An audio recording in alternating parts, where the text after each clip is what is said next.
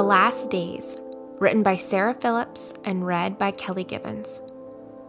And there will be signs in sun and moon and stars, and upon the earth distress of nations, and perplexity at the roaring of the sea and the waves, men fainting with fear and with foreboding of what is coming on the world.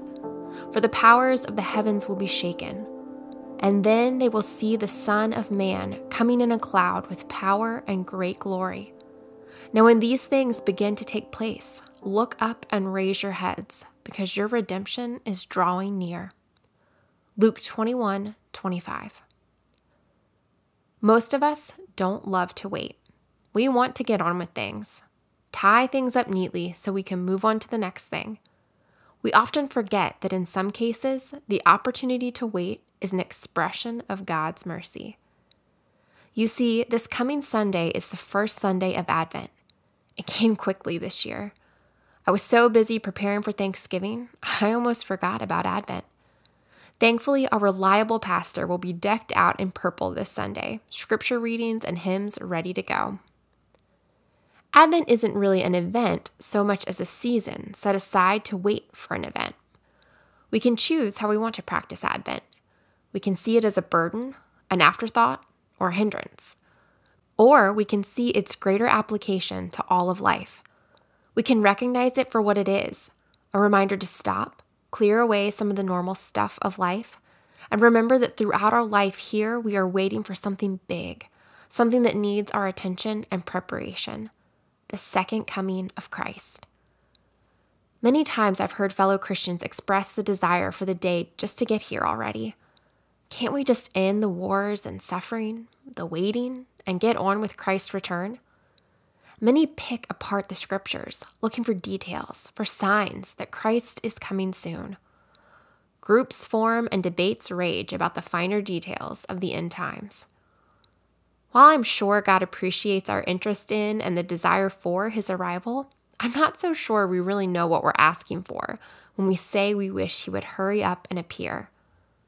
Think about it. Are we really ready? Is the world really ready? If you had to stand before Christ tomorrow, would you be ready? I don't mean ready as having correctly predicted the dramatic events that would unfold during the end times. I mean, would your life reflect service to him, love of him, submission to him? Mine wouldn't. At least not to the extent that it should. I'd like a few days or decades to straighten things out. And to the best of my humble abilities, help a few more of those living in the dark find the light. Suddenly, waiting doesn't seem so bad. God's plan to give me and the rest of the world a little more time doused with a lot of his grace doesn't seem so frustrating. After reading the above dramatic passage from Luke at an Advent Sunday service, our pastor did not delve into prophecy or speculation about the last days. He backtracked a little and instead opted to focus on the here and now. He challenged us to avoid the drowsiness that comes with our everyday cares and concerns. He challenged us to become disciplined people, Christians whose lives are truly transformed by Christ instead of by the seductive spirit of the age. He held up examples of fellow Christians who came before us and conquered their own contemporary challenges. He reminded us that we will each have our own last day, even if our lives here do not witness the last day. And that's what Advent is really about. Grace today for whatever may come tomorrow.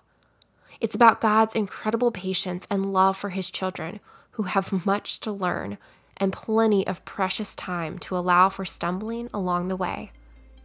As for the final days, set aside the speculation and leave that to God's perfect timing. He'll know when we're ready. Intersecting faith and life. A disciplined prayer life opens our lives to God's transforming graces. Set aside a little extra time every single week from now until Christmas to spend time in prayer. And for further reading, check out Jeremiah 33, Psalm 25, and Luke 21. Hey listeners, thanks for joining us for the Crosswalk.com devotional podcast. To get all of our episodes straight to your phone during the week, subscribe to this podcast on iTunes or wherever you listen to podcasts. To find more devotional content like this, head over to crosswalk.com.